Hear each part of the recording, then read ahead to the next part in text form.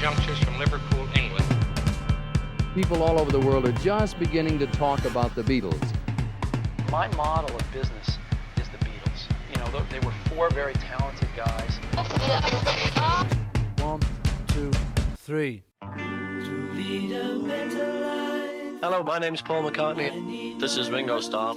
This is John Lennon. I'm George Harrison. Welcome back to another episode of the Here, There, and Everywhere podcast. I'm your host, Jack Lawless. I'm thrilled to bring you another exciting episode, this time featuring the incredibly talented Alison Brown. Alison is a Grammy-winning musician known for her work as a banjo player, a bluegrass guitarist, composer, and producer. She's released 12 critically acclaimed albums and is one of the most important and innovative minds in today's music scene. She's toured with Alison Krauss and Union Station and Michelle Schacht before forming her own group, the Alison Brown Quartet, in 1993. Her banjo has been described by Billboard magazine as comparable to the inescapable beauty and sonic uniqueness of James Taylor's voice or B.B. King's guitar. She's also the co-founder of music label Compass Records, which has been called one of the greatest independent labels of the last decade.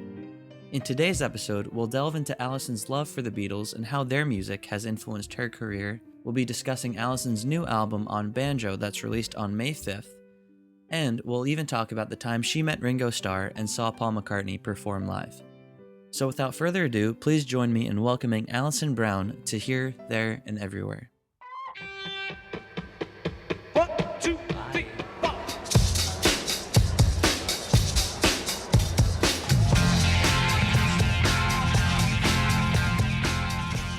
Hey, Alison, thank you so much for coming on the podcast. How are you doing today?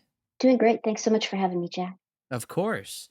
Alison, I'm so excited to ask you a lot of questions today about your music career because it's been extremely impressive, to say the least.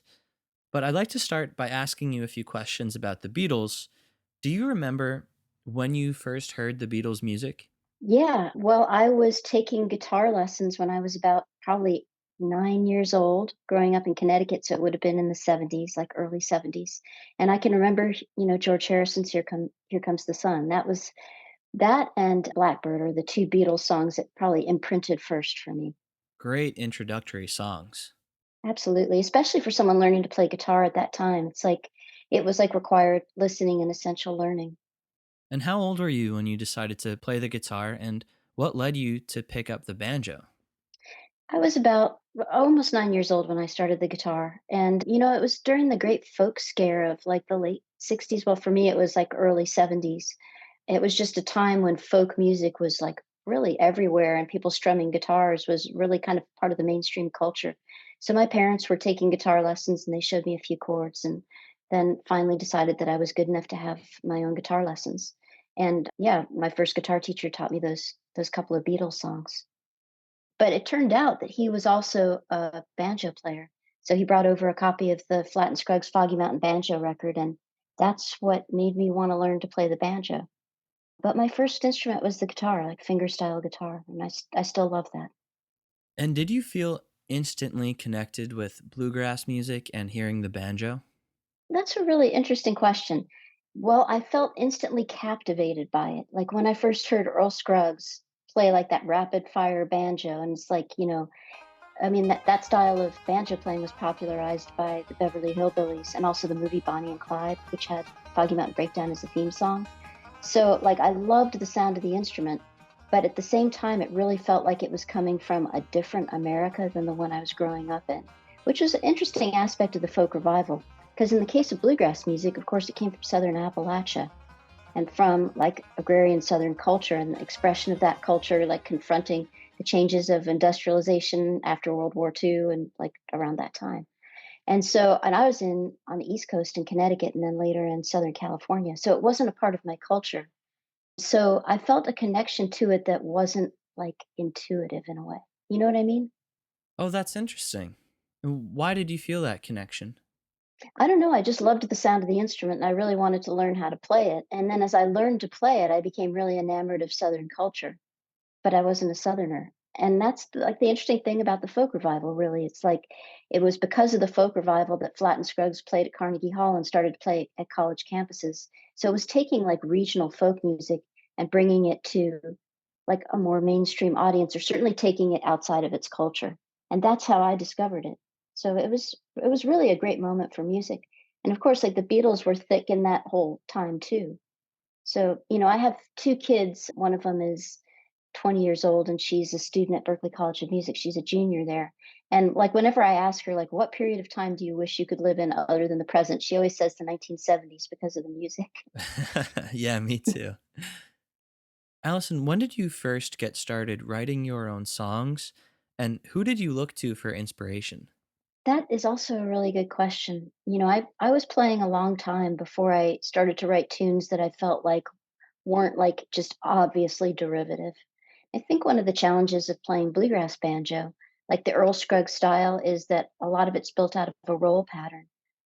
So it's really hard, like, to make a song built out of a roll pattern that doesn't sound like something Earl Scruggs already did. So it took me a while. It wasn't really until I was in my late 20s that I started to write tunes that I felt like were really could stand alone as, strong compositions. And I think part of that is because I really feel as writers, we sort of are what we eat. And I think, like you have all these ideas that are swirling around you and like, kind of percolating in your mind. And it just takes time for you to recombine those ideas in a way that's fresh enough to really be called like something original. So, would you say that Earl Scruggs is your biggest inspiration then?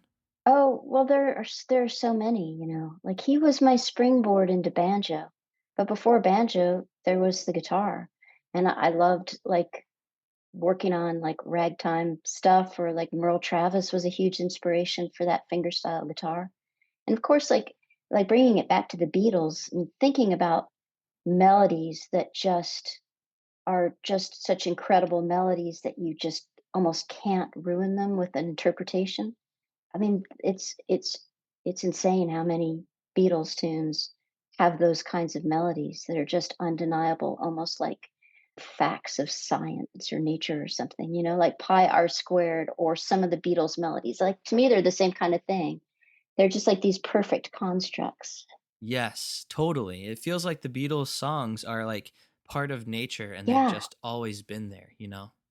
exactly. And it's crazy too. It's like, thinking about it and thinking about, some of their tunes and thinking about, I mean, to me, they're as much a part of the lexicon as something like My Darling Clementine or My Bonnie Lies Over the Ocean or whatever. There's so much a part of just our musical makeup now. They can't be denied. That's what an achievement that is. And to have so many melodies like that. I think that's one of the reasons why, I have two kids. My other kid is 15 and they're both Beatles obsessives. And my husband is too. And we have like every book and every possible mastering of every possible recording in this house.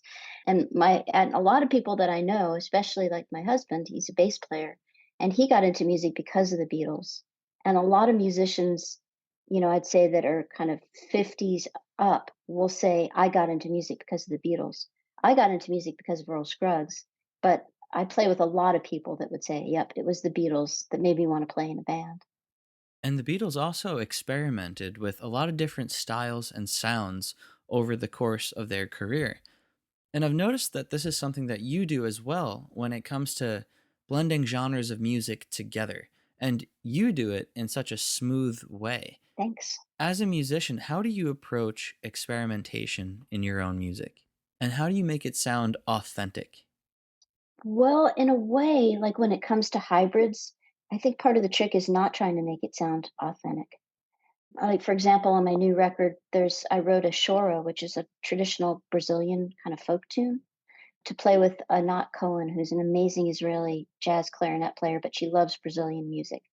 And so our interpretation of it, like, I think that if we try to make it, like, literally in the style of a Brazilian choro, it wouldn't be as successful as trying to say, "I'm gonna take a little bit of that idea, but I'm gonna bring in a little bit of, like, bluegrass-inspired banjo technique to the task of playing it," and then trying to make something fresh.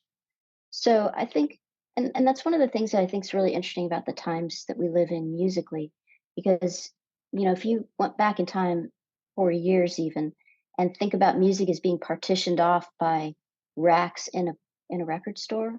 Like things have to be filed under. Like what genre does this go under? File under. I feel like now people are starting to think about music like in terms of vibe. Like what vibe do I file this music under? Which is really interesting because then it's like it makes that coupled with the technology that we get to enjoy now, like everything's on YouTube. I mean, it gives us an opportunity to create some really like historically unprecedented hybrids. Like there are fewer barriers, fewer limitations, and all of a sudden, like everything's at our fingertips. So it's a really exciting time to be a creative, you know? Yeah, definitely. And that's something that I noticed in Spotify. They don't have genres anymore on their Hmm. platform, and Right. their organization is now geared towards playlists and vibes, like Hmm. you said. Exactly. Yeah, it's really cool. Yeah, it is really cool. It's a really interesting thing, and a lot of people are talking about that. I'm on the board of the Recording Academy, and we talk about that too. It's like what like a lot of the challenge, if you think about the Grammy Awards, is what category should this record go in? And at some point, it's like when will categories not be a part of the conversation? That will create its own confusion, but in a way, that seems to be the way, like you said, playlists categorize things by vibe, not genre. So it's a really interesting time. Now, one of the coolest things about your career is that you've collaborated with tons of notable musicians, and even on your upcoming album, there are a few notable collaborations. The Beatles had a strong sense of camaraderie and collaboration within their band. How important is collaboration to you as a musician, and how has it impacted your work? Well, that's a really good question too, Jack. I really see myself as a collaborator more than a like kind of lone wolf. I really enjoy like making music with other people. I rarely play solo. I really like playing in the context of a band.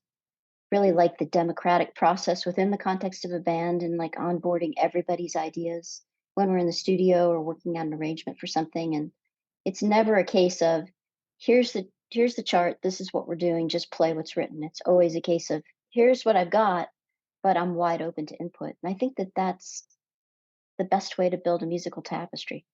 And then when it comes to working with other people, I mean, you just get so much out of other people's perspectives and creative spirits that it just seems very natural to me to want to incorporate that into what I do. Now, is there anyone that you have not collaborated with yet that you would like to in the future? Oh, that's a great question. Well, I'm a huge James Taylor fan, and I know a bunch of the people in his band, and I've gotten to collaborate with some of them. Steve Gadd played on our last record, and Andrea Zahn, who's been with him for the last 20 or 25 years, is a really good friend. But yeah, that would be somebody I would love to do something with at some point. That would sound great. Uh, yeah, it would sound great, I think. Well, I mean, he would sound great, and I would endeavor to sound as good as I could for sure. So, speaking of your career, in hindsight, do you have any favorite moments that you'd like to share? Favorite moments. Well, yeah, I mean, I've been really fortunate to get to do a lot of super cool things. Well, talking about collaboration, I think a favorite moment for me was getting to work with Bobby Osborne, who is, I don't know if you're familiar with the Osborne brothers. If you like Yeah, bluegrass music, you've heard the song Rocky Top. yeah. Bobby sang Rocky Top, so he's the voice of Rocky Top. And the Osborne brothers were a really cutting edge brother duo bluegrass band in the 60s. In fact, they had like number one country chart records, which was pretty astounding for a bluegrass act, which they really were. And so I produced a record for Bobby that's called Original, came out I think in 2018. And he's when I did the record, he was 86. And getting to work with an octogenarian legend, that was pretty remarkable. I think in part because of everything he's accomplished, but also in part because of like this cross-cultural thing that we were talking about at the beginning. You said like he's sort of the embodiment of the culture that gave rise to bluegrass music. He grew up in Hyden, Kentucky, in a like a one-room cabin, and his family cut peat to stay warm. Like that's kind of his upbringing. And that's what gave rise to bluegrass music. And so it's this music that really called to me, but that wasn't the culture that I grew up in. So that to get to have a musical collaboration with somebody from those roots was really meaningful. Are there any Beatles songs or albums that have been particularly influential to you or have changed the way that you view music? Well, I worked with Alison Krauss for about 3 years, and one of the songs we always did was I Will, which is a great tune on the banjo.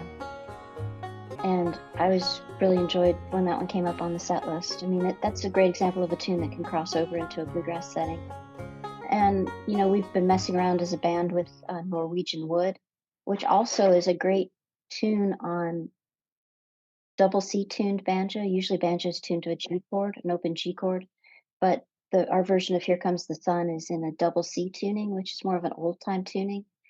And it allows you to have these two drone strings, a low C and a higher C.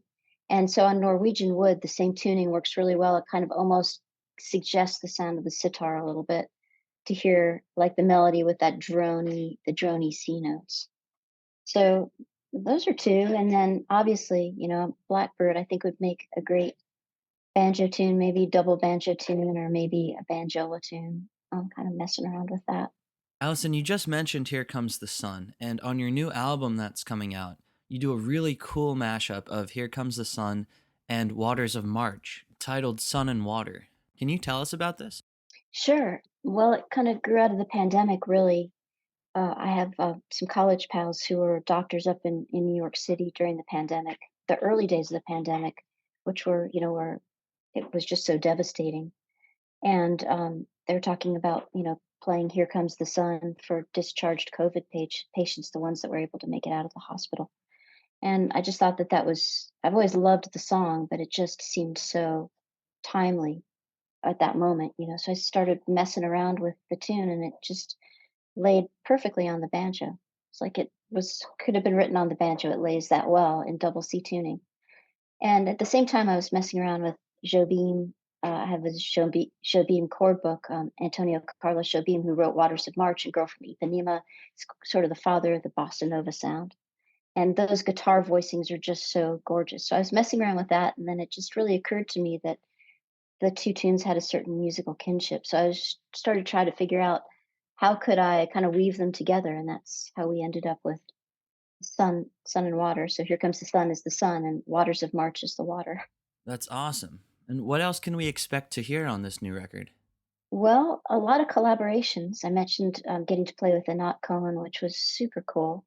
I did a track with Sharon Isbin, who's a great classical guitar player. In fact, I think she's the first classical guitarist to ever win a Grammy for classical guitar solo performance.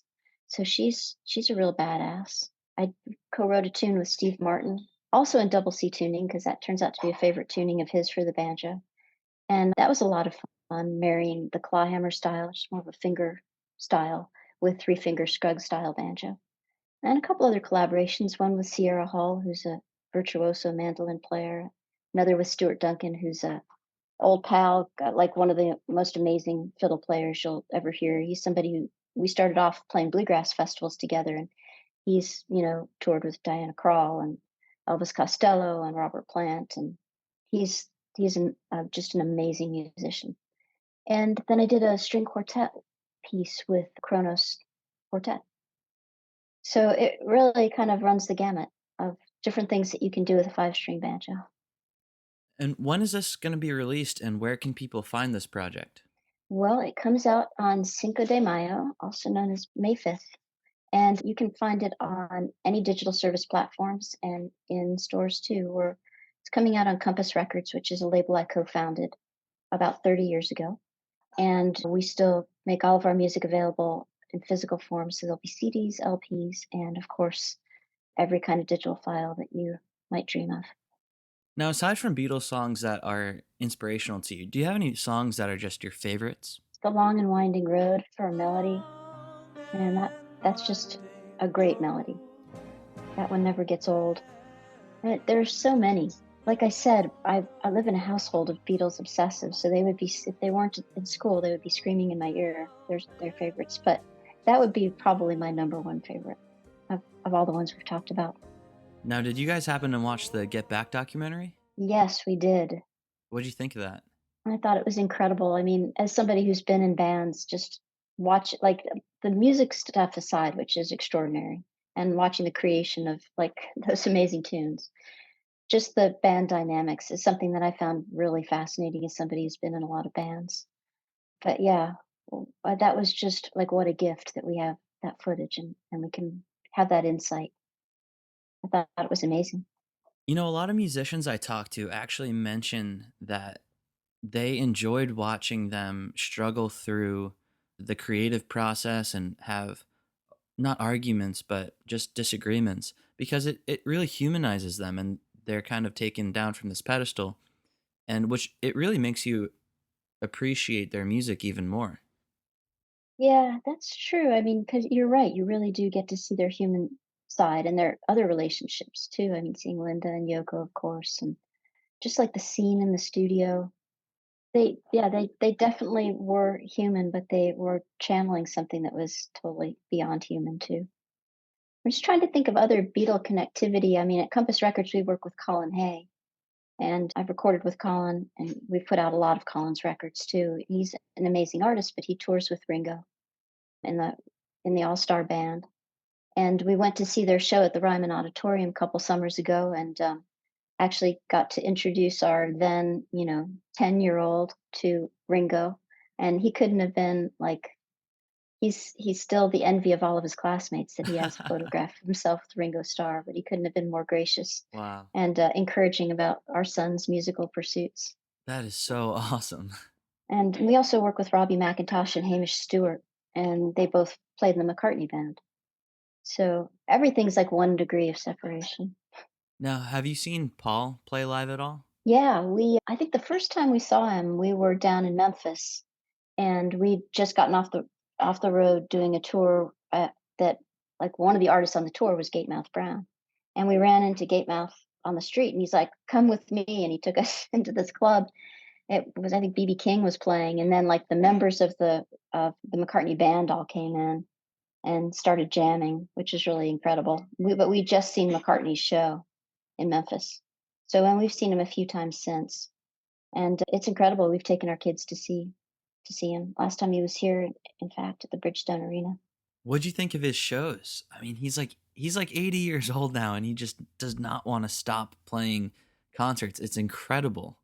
Yeah, I mean, what can you say? But I mean, like, it's relatable too because there was Bobby Osborne at 86 making a record. And I mean, Bobby said to me, making this record's really kept me alive. And I think the pursuit of music and the pursuit of the next creative mountain is what drives us on, and it is what keeps us alive and keeps us vital. So, I mean, I think most musicians aspire, to die in their bus, like, doing the next show because that's where the passion is. Yeah. I mean, I just can't imagine a world that Paul McCartney is in and he's not touring, you know? I know, or foresee a world without Paul McCartney in it. Period. I mean, that's the real nightmare, right? Oh, yeah, I know. I mean, as far as I'm concerned, he's immortal. Like he will Hmm. always be there. Yeah. Well, certainly the legacy the Beatles have left. I mean, I can't. I'm hard pressed to think of another musician in any genre at any time that's left a more powerful legacy than the one that they have. Allison, thank you so much for coming on the podcast and being a guest. And thank you for recording that wonderful mashup of Here Comes the Sun titled Sun and Water. I'll leave the links to your website and social media in the podcast description so people can check it out. And once your new album comes out, I'll put that link in there too. Great. Well, thank you so much for having me on the show, Jack. It was really great to talk to you. Thank you for listening to another episode of the Here, There, and Everywhere podcast. Thank you, Allison, for coming on the show. If you're listening and you'd like to hear some of her music and check her out on social media, you can find all of those links in the podcast description. Be sure to follow us at Beatles Earth on all social media so you stay up to date with every podcast release. And be sure to tune in next week for a brand new episode with a new guest.